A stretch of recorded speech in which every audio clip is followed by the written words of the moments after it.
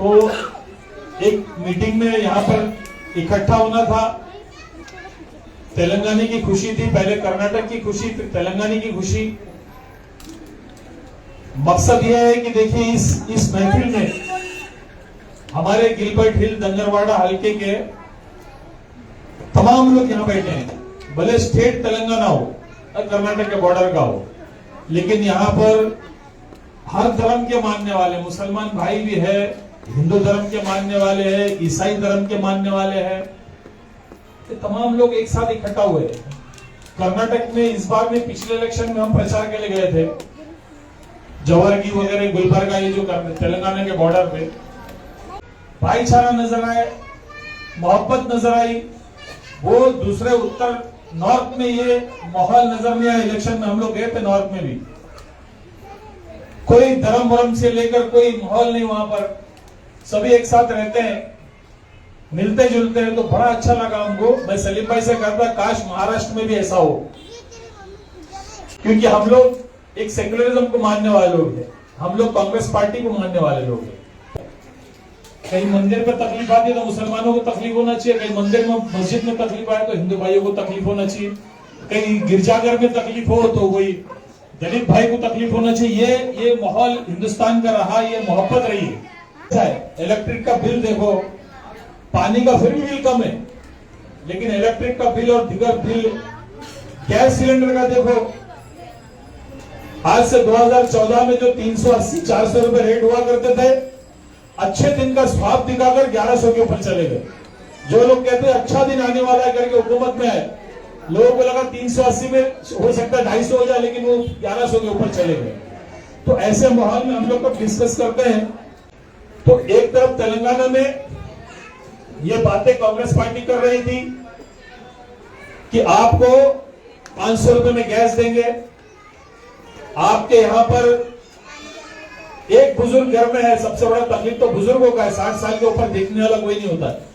एक बुजुर्ग हो तो 4000, उसी घर में 2 बुजुर्ग हो तो 8000, 3 हो तो 12000, जैसे सलीम भाई ने बात बताई। और सबसे राहत तो गैस का है, आप तमाम बहनों को पता होगा, कहा 1100 अगर 450, 500 हो तो क्या बात है।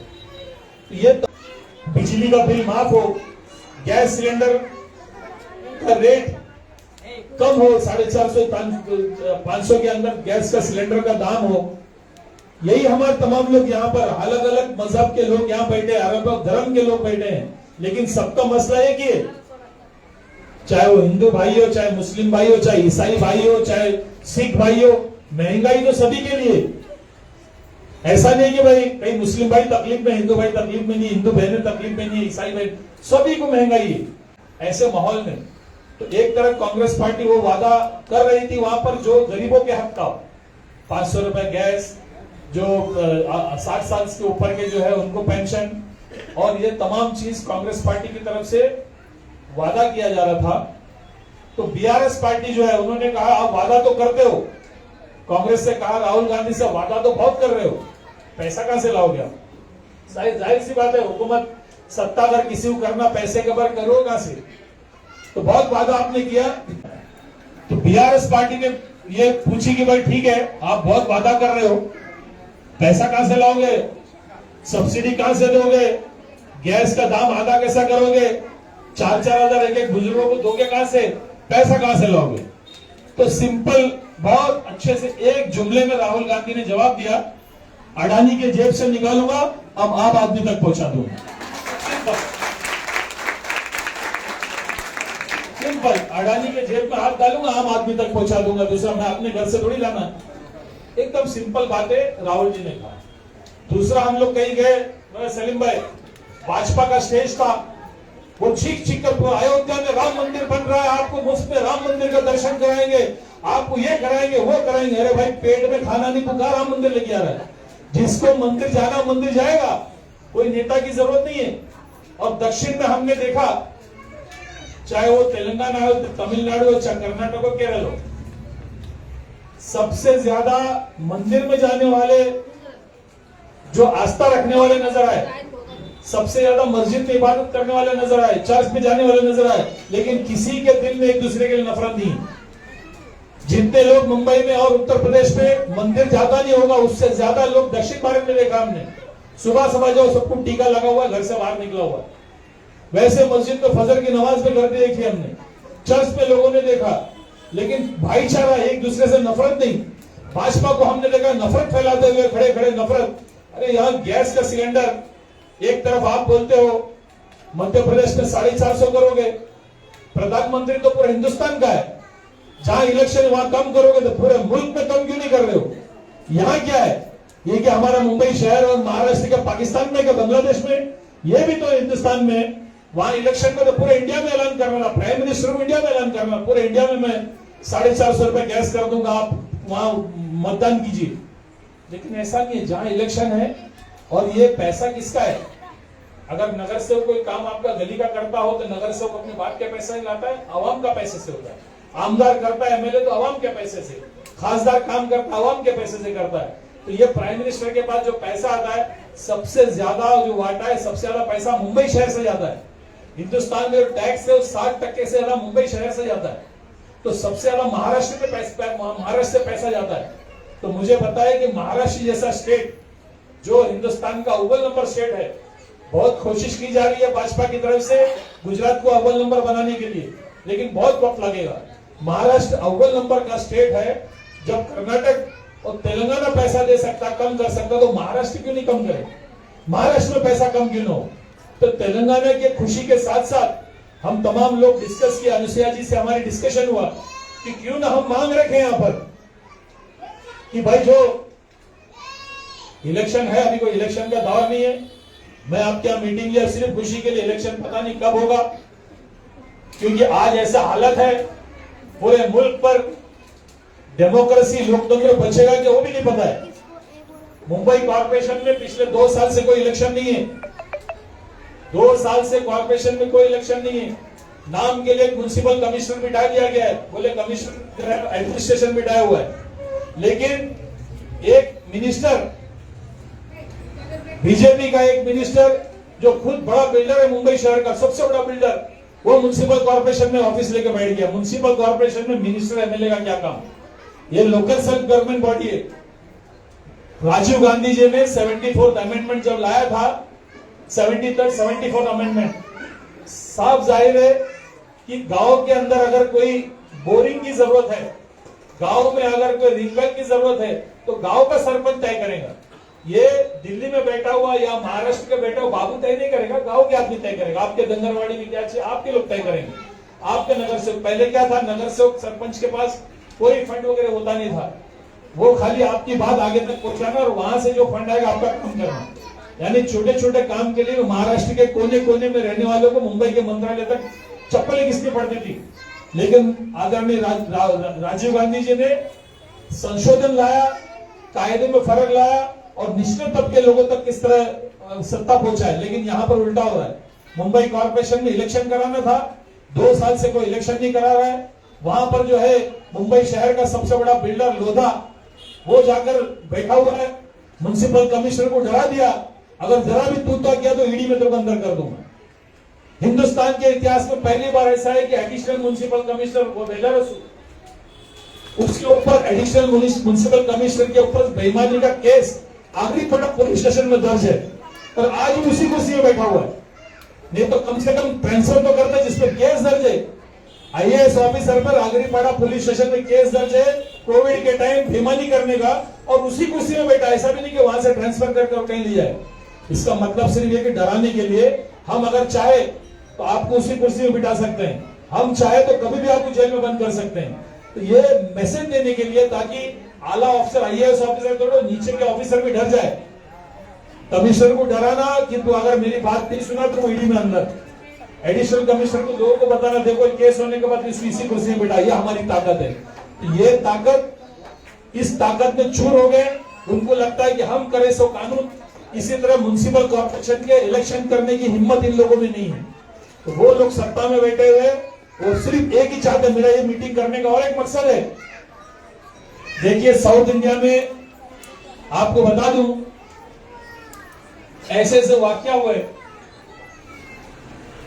सीआईए जब चल रहा था, शांतराज जी, सीएए के दौरान केरल में एक रैली चल रही थी। रैली के टाइम मगरिब की नमाज आया, मस्जिद आजू बाजू में नहीं, चर्च से कहा कि आप जगह दोगे तो चर्च ने पूरा खोल के दिया, मगरिब की नमाज पढ़ लो।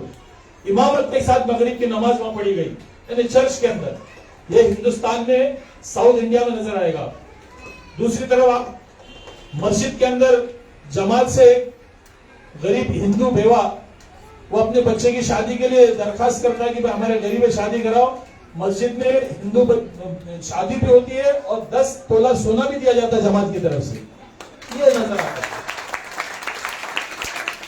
आज शबरीमला अय्यप्पा की तरफ जा रहे हैं लोग, देखा होगा। अब सलीम भाई को भेजा मैंने।